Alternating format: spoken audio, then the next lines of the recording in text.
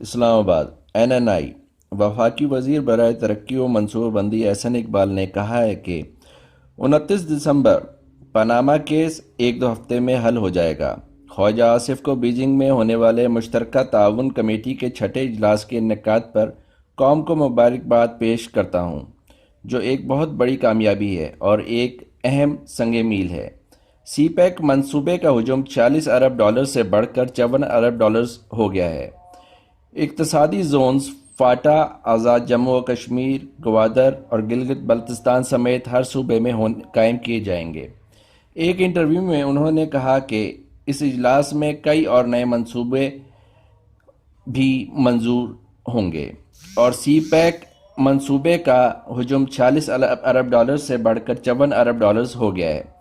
ان نئے منصوبوں میں سب سے اہم پیش رفت 9 صنعتی زونز کا قیام ہے، جس سے چین کا ایک اعلیٰ سطحی وفد جلد ہی پاکستان کا دورہ کرے گا۔ انہوں نے بتایا کہ ملک کے ہر صوبے میں صنعتی زونز کے قیام کی منظوری سے عوام خوشحال ہوگی۔ یہ اقتصادی زونز فاٹا آزاد جموں و کشمیر، گوادر اور گلگت بلتستان سمیت ہر صوبے میں قائم کیے جائیں گے اور پاکستان کا ہر صوبہ ان زونز سے مستفید ہوگا۔ سندھ کے اندر 2 صنعتی زونز ہو جائیں گے، ایک سندھ حکومت کا اپنا تجویز کردہ اور دوسرا وفاقی حکومت کا تجویز کردہ۔ یہ 9 صنعتی زونز پاکستان میں نئے صنعتی دور کا آغاز ثابت ہوں گے اور یہ بہت بڑی کامیابی ہے جس سے ملک و قوم ترقی کرے گی۔ وفاقی وزیر نے کہا کہ چاروں صوبوں کے دارالخلافوں کے لیے ماس ٹرانزٹ ریل کا منصوبہ منظور کیا گیا ہے، جس میں پشاور سرکولر ریلوے کا ایک گریٹر پشاور منصوبہ شامل ہے اور اسی طرح کوئٹہ سٹی کا بھی ماس ٹرانزٹ ریلوے کا منصوبہ ہے، اور پھر کراچی سرکولر ریلوے کا منصوبہ جو گزشتہ کئی سالوں سے مردہ پڑا ہوا تھا اور تعمیر نہیں ہو رہا تھا، اسے بھی وزیراعظم محمد نواز شریف کی منظوری کے بعد سی پیک میں شامل کیا گیا ہے تاکہ کراچی کے عوام کو بہتر سفری سہولیات مل سکیں۔ اسی طرح لاہور کے اورنج لائن منصوبے کو بھی سی پیک میں شامل کیا گیا ہے، جو ایک بہت اہم اور بڑی کامیابی ہے۔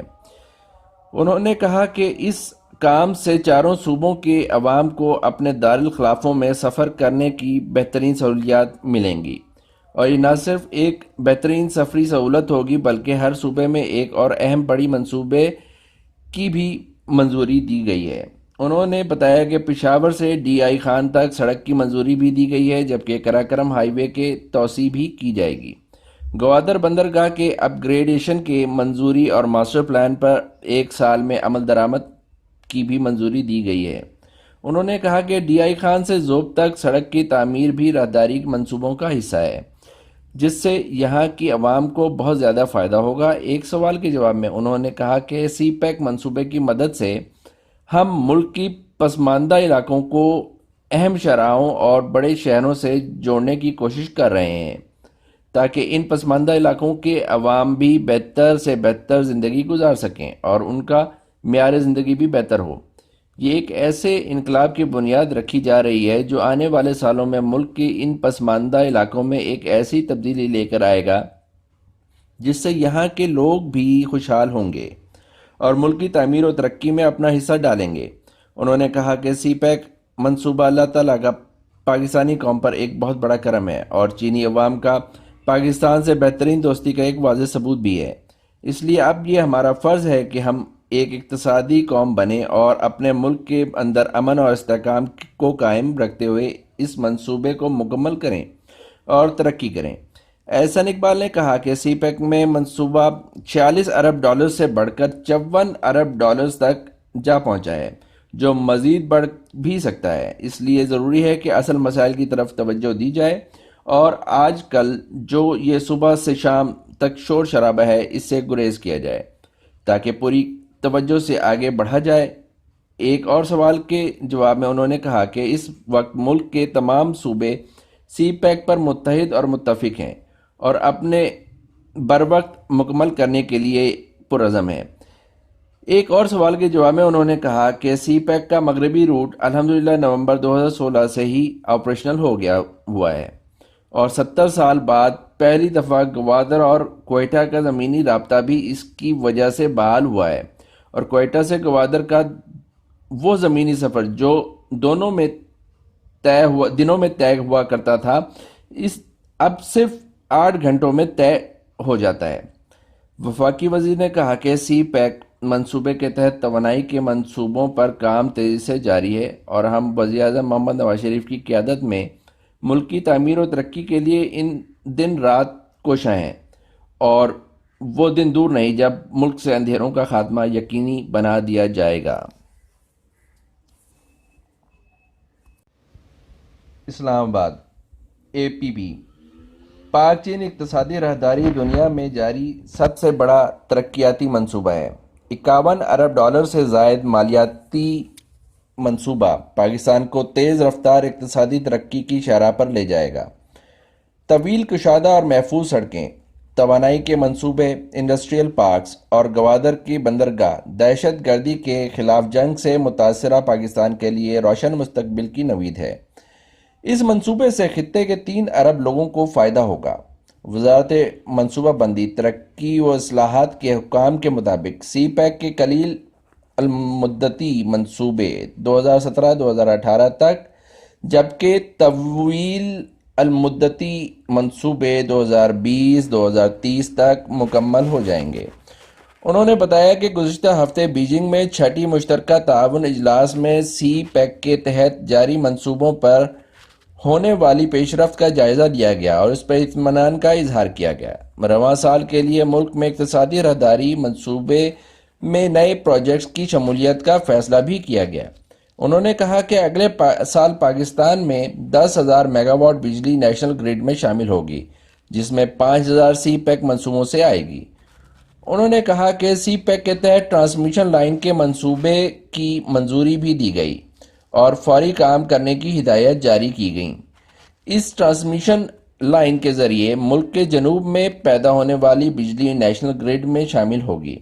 انہوں نے کہا کہ اس اجلاس میں ٹرانسپورٹ انفراسٹرکچر کے 2 بڑے منصوبے ملتان سکر و حویلیاں تھاکوٹ KKH منصوبوں پر کام کی رفتار پر اطمینان کا اظہار کیا گیا۔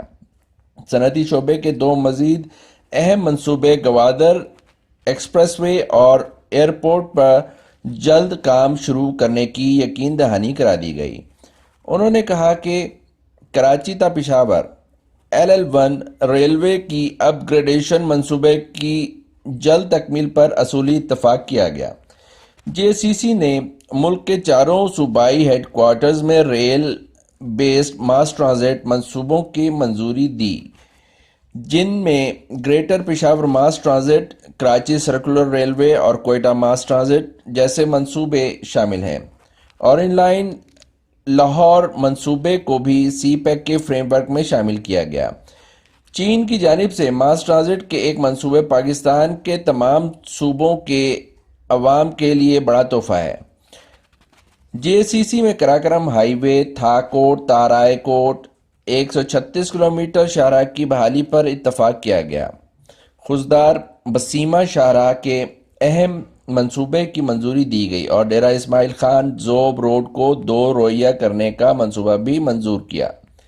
انہوں نے بتایا کہ گوادر اور اپ گریڈیشن منصوبوں کی بھی منظوری دی گئی تاکہ بندرگاہ کی استطاعت بڑھائی جا سکے۔ صوبوں کی جانب سے بھیجے گئے منصوبوں میں KT بندر سی پورٹ، نو کنڈی ماشخیل، چترال سے چکدرہ اور میرپور مانسرہ روڈ منصوبے کے اصولی منظوری بھی دی گئی۔ JCC کی جانب سے گوادر ماسٹر پلان کو مکمل کرنے کی ہدایت کی گئیں تاکہ گوادر کی ترقی منصوبہ بندی کے تحت ہوں۔ گوادر فری زون و پورٹ ڈیولپمنٹ کے مختلف منصوبے پر کام کرنے پر اتفاق کیا گیا۔ انہوں نے کہا کہ گوادر کے اندر ماہی گیروں اور کشتی بنانے والوں کے لیے کام ہوگا اور وہ بے روزگار نہیں ہوں گے۔ گوادر ووکیشنل انسٹیٹیوٹ کی تعمیر کے کام کو مزید تیز کرنے پر اتفاق کیا گیا۔ انڈسٹریل کوآپریشن کے تحت صوبوں کی جانب سے منتخب زونز کی شمولیت کا فیصلہ ہوا۔ ابتدائی میں Rashakai economic zone, China economic zone, Dhabeji Bostan economic zone, China economic zone, Sheikhupura Gilgit منداس اسلام آباد اور پورٹ قاسم میں اسٹیل مل کی اراضی پر انڈسٹریل پارک۔ کشمیر میں بھمبر صنعتی زون اور مومند ماربل انڈسٹریل زون کے مقامات کی نشاندہی ہوئی تھی۔ چینی وفد اگلے سال کے شروعات میں جائزہ لے گی، جس کے بعد سرمایہ کاری کا سلسلہ شروع ہوگا۔